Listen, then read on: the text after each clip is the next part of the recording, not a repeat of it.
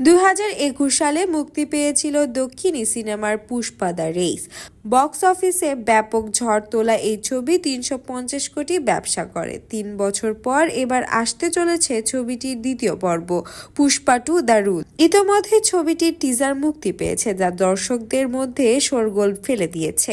এবার বের হলো ছবিটির ট্রেলার, তাও বাংলায়। রোববার বিকেলে ট্রেলারটি নিজের ফিডে শেয়ার করেন আল্লু অর্জুন। সেখানে রশ্মিকা মান্দানার সঙ্গে প্রথম ঝলকেই চমকে দেন আল্লু অর্জুন।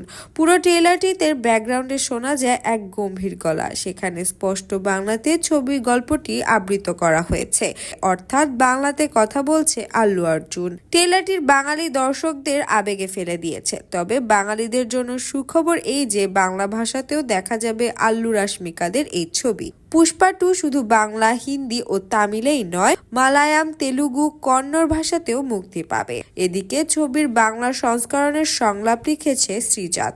দক্ষিণী ভাষা থেকে বাংলায় এই সিনেমার গানের যাত্রাও শ্রীজাতেরই হাত ধরে। বাংলা ট্রেলারে মুক্তির সঙ্গে সঙ্গে শ্রীজাত তা শেয়ার করেন। তিনি আগে জানিয়েছিলেন ছবির গান তিনি লিখেছেন, কিন্তু সংলাপও লিখেছেন। এই খবর দিয়ে সকলকে চমকে দেন তিনি।